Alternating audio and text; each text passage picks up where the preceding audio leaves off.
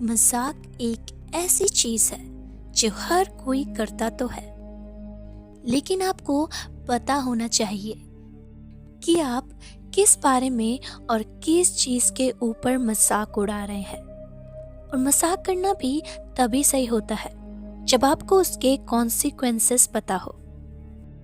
मैं हूं आप सबकी narrator Kaushiki Bhatt and welcome to the podcast the horror by Kaushiki. हम लोग दिल्ली की एक यूनिवर्सिटी में पढ़ते थे।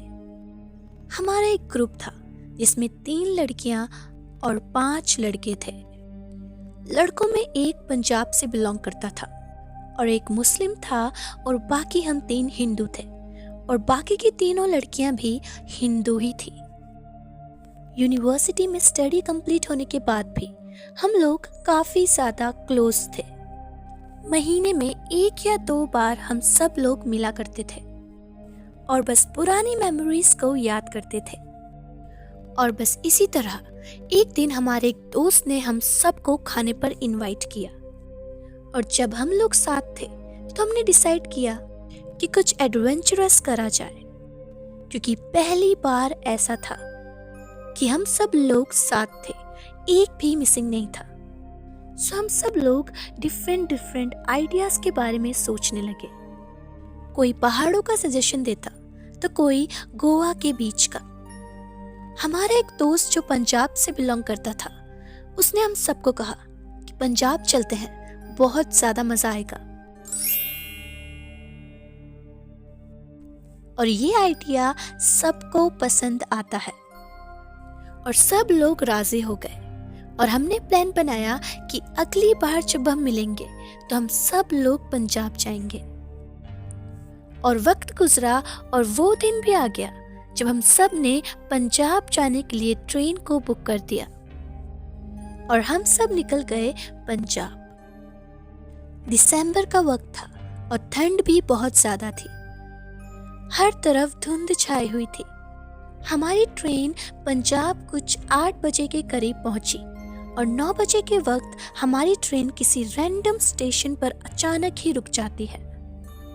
हमने जब आस-पास से पता किया तो हमें पता चला कि ट्रेन के इंजन में कुछ खराबी हो गई है और सुबह तक शायद वेट भी करना पड़े। हमारा जो पंजाबी दोस्त था उसका नाम सुखी था। उसने हम सबसे कहा, हे गाइस, आगे 2 स्टेशन छोड़ के हमारे गांव का स्टेशन है, तो क्या बोलते हो, पैदल चले? उसकी ये बात सुनने के बाद हम सब ने सोचा कि सुबह तक वेट करने से अच्छा है कि हम पैदल ही चले जाते हैं। और वैसे भी हम सब इतने लोग थे कि वक्त का पता नहीं चलता, तो साथ के साथ जैसे हम चाह रहे थे कि कुछ एडवेंचरस हो, तो वो सिचुएशन भी बिल्कुल फिट हो रही थी। तो बस हम सब ने अपना अपना बैग उठाया और निकल गए। हम सब बातें हंसी मजाक करते हुए जा रहे थे और रात के कुछ 9:30 हो चुके थे। हम सब सुखी के भरोसे चल रहे थे, क्योंकि गांव उसका था और रास्ता भी बस वो ही जानता था। लगातार कुछ 2 घंटे चलने के बाद हम थक गए एंड देन हमने सोचा कि रुककर थोड़ा आराम किया जाए और अगर इसी बीच कोई गाड़ी मिली तो लिफ्ट भी ले लेंगे। लेकिन वो रास्ता काफी ज्यादा सुनसान था और कोई भी गाड़ी वहां से पास नहीं हो रही थी। वो एक कच्चा रास्ता था। हमारे आसपास दूर दूर तक सिर्फ खेत थे। उस वीरान रास्ते में कुछ कुत्तों के भौंकने की आवाज हम तक आ रही थी।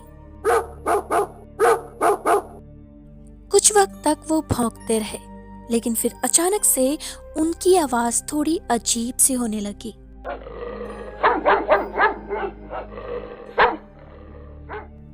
और फिर हमें दूर से एक गाड़ी की लाइट नजर आई और हमें लगा कि हम उस गाड़ी से लिफ्ट मांग लेंगे। लेकिन जैसे जैसे वो हमारे नजदीक आ रहे थे, कुत्तों के भौंकने की आवाज और ज्यादा लाउड होने लगी। इतने में हमारी एक दोस्त कोमल ने बोला, गाइस, तुम्हें पता है ऐसे कुत्ते क्यों भौंकते हैं? जब उनको कोई दिखाई दे, जैसे आत्मा, भूत, प्रेत। उसने जब उस वक्त ये बात छेड़ी तो हम सब ने उसका खूब मजाक उड़ाया, क्योंकि हम सब इन सारी की सारी चीजों में बिल्कुल भी यकीन नहीं करते थे। सुखी ने कोमल को उस वक्त और ज्यादा चिढ़ाया और जैसे जैसे कुत्ते भौंक रहे थे वो भी उनकी नकल उतारने लगा, बिल्कुल उनके ही जैसे आवाजें निकालने लगा। लेकिन लड़कियां उस वक्त तक डर गई थी। इतने में वो गाड़ी हमारी तरफ पहुंची। वो काफी बड़ी थी और हमने हाथ से इशारा कर कर उसको रुकवाया। सुखी ड्राइवर के पास जाता है और उसने ड्राइवर से हमारे गांव के बारे में पूछा और ड्राइवर ने कहा कि वो उसी तरफ जा रहा है। हम सब ने उससे रिक्वेस्ट करी और वो हमें साथ ले जाने के लिए मान गया। हम सारे के सारे उस गाड़ी में बैठ गए और हमारा एक दोस्त लक्की, जिसने कोमल की बातों का मजाक बनाया था, वो ड्राइवर के बगल वाली सीट पर बैठ गया। लेकिन उस सीट में सुखी बैठना चाहता था क्योंकि रास्ता उसको ही मालूम था। एनीवेज, इस बात पर ज्यादा बहस ना करते हुए हम बाकी सब लोग पीछे बैठ गए। गाड़ी के अंदर बैठने के बाद जब हमने ड्राइवर के चेहरे की तरफ देखा तो वो काफी ज्यादा अजीब लग रहा था। जब हमने उसके चेहरे पर देखा तो एक अजीब सी नेगेटिविटी हमें महसूस होती है। उसने पूरे रास्ते किसी से भी कोई बातचीत नहीं करी और बस चुप होकर ड्राइव करता रहा। लेकिन हम सब लोग मस्ती मजाक कर रहे थे। मजाक मजाक में लक्की ने फिर से गाड़ी के अंदर भी कोमल की वो भूत वाली बात पर मजाक बनाया। उसके साथ साथ हम सब भी मजे लेने लगे। लेकिन कुछ आधे घंटे बाद गाड़ी में एक झटका सा लगा और गाड़ी एकदम से रुक गई। हम जब गाड़ी से बाहर आए तो बाहर एकदम काला अंधेरा था। हमने ड्राइवर को देखते हुए उससे रुकने की वजह पूछी, लेकिन उसने कुछ भी जवाब नहीं दिया और गाड़ी से वो सीधा उतरा और गाड़ी का चक्कर लगाते हुए फ्रंट सीट पर बैठे लक्की के पास गया और उसने एकदम से लक्की की गर्दन को पकड़ लिया। हम जैसे ही उसकी तरफ बढ़े, उस ड्राइवर का चेहरा और भी ज्यादा भयानक हो जाता है और उसकी आंखें बिल्कुल बड़ी बड़ी हो जाती हैं और देखते ही देखते उसने लक्की की गर्दन पर अपने नुकीले दांतों को गाड़ दिया।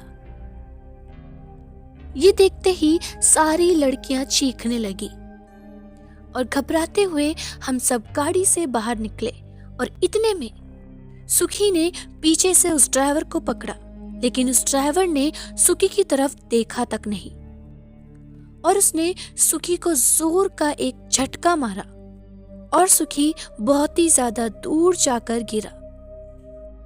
और इतने में कोमल ने एक ऊंची आवाज में कुछ बोलना शुरू कर दिया और अचानक से माहौल बदला और उसने सबको भागने के लिए कहा। हमने सुखी को उठाया और हम सब भागने लगे। उस वक्त तक हम सब बहुत ज्यादा डर चुके थे और सबसे ज्यादा तो लड़कियां डर चुकी थी। जैसे जैसे हम वहां से दूर जा रहे थे और ज्यादा नेगेटिव महसूस होने लगा, लेकिन हम बिना रुके बस भागते चले गए और न जाने कितने वक्त बाद हमें एक जगह पर गुरुद्वारा दिखाई दिया और उसकी चौखट तक पहुंचते ही हम सारे के सारे बेहोश हो जाते हैं। आँख जब खुली तो आसपास हमारे कुछ लोग खड़े थे और वो हमें जगा रहे थे। उन्होंने हमसे पूछा कि हम वहां पर क्या कर रहे हैं। हमने उनको पिछली रात का सारा इंसिडेंट बताया। उस वक्त तक हम थोड़ा सा सेफ फील कर रहे थे। उस दिन के उजाले में कुछ लोग हमारे साथ उस जगह पर दोबारा से जाते हैं। जब हम उस जगह पर पहुंचे तो वो गाड़ी अभी भी वहीं पर खड़ी थी और हमारा सारा सामान अभी भी उसके अंदर ही पड़ा था। लेकिन गाड़ी से थोड़ा दूर जब हमने देखा तो वहां कुछ शरीर के टुकड़े पड़े थे। गले की एक लॉकेट और घड़ी से हमें मालूम पड़ता है कि पिछली रात गुरुद्वारे तक जितने लोग पहुंचे थे वो सिर्फ 7 लोग थे और वो शरीर के टुकड़े लक्की के थे।